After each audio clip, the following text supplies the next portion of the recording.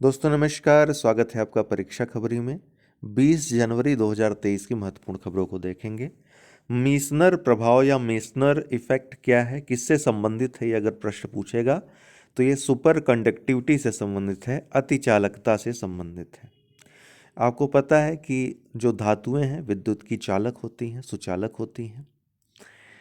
जैसे चांदी हो गया, लोहा हो गया, पारा हो गया।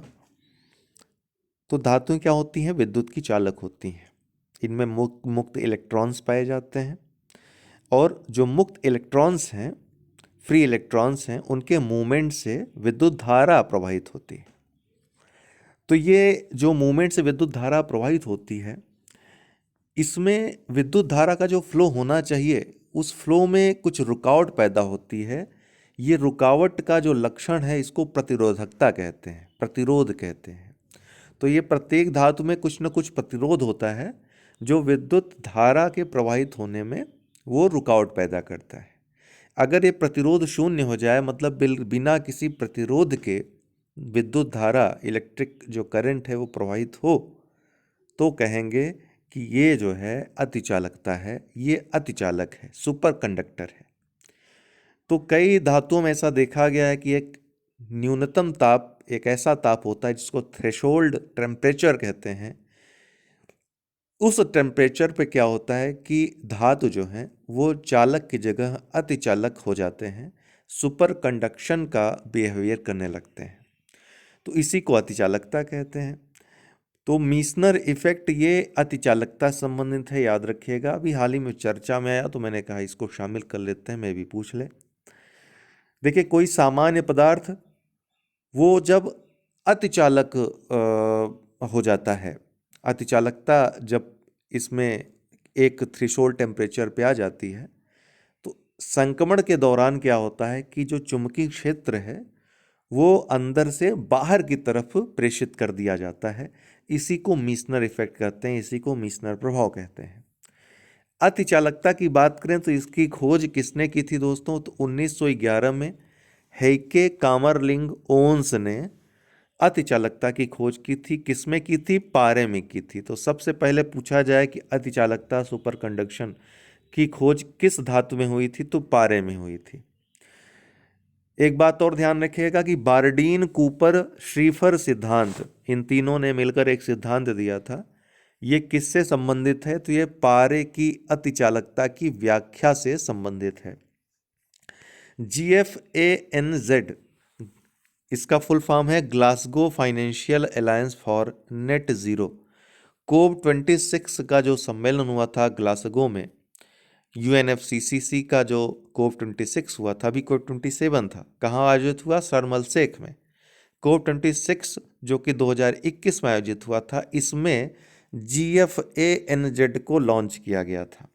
ये प्रमुख वित्तीय संस्थानों का एक वैश्विक नेटवर्क है जो अर्थव्यवस्था के साथ साथ डीकार्बोनाइजेशन को, कार्बन को कम करने या समाप्त करने की ओर तेजी से आगे बढ़ने के लिए प्रतिबद्ध एक निकाय है।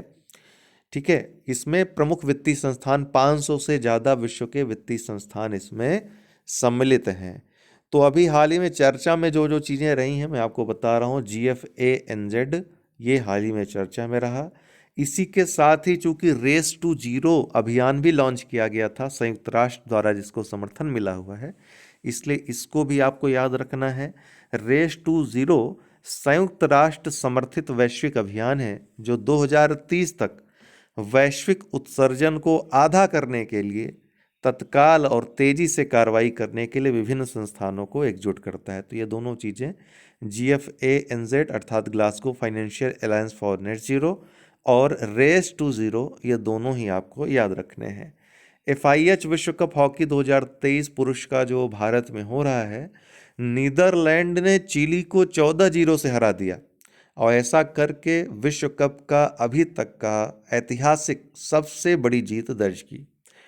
ठीक है, कहाँ हो रहा है विश्व कप? कल ही हमने आपसे चर्चा की, कंप्लीट पूरी जानकारी आपको दी कल वाले वीडियो में। बक्सवाहा खादान ये काफ़ी चर्चा में है, लोग फिर से पेड़ों से जाकर के लिपट गए हैं। इसको बक्सवाहा वृक्ष बचाओ या जंगल बचाओ आंदोलन के रूप में भी जाना जा रहा है। इसके बारे में थोड़ा जान लीजिए।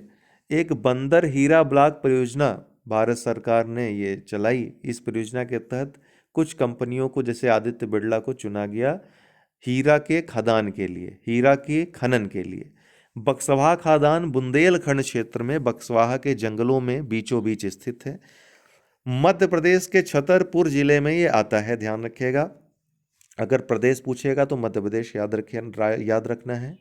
ये हीरा के लिए जाना जाता है। ऐसा माना जाता है कि कच्चे हीरे का भारी भंडार यहाँ पर मौजूद है, और इसकी अगर खुदाई हुई तो भारत को बहुत ज़्यादा इससे लाभ हो सकता है। लगभग ऐसा अनुमान जताया जा रहा है कि वर्तमान कीमत के अनुसार 60,000 करोड़ की कीमत से भी ज़्यादा के हीरे यहाँ पर मौजूद हैं।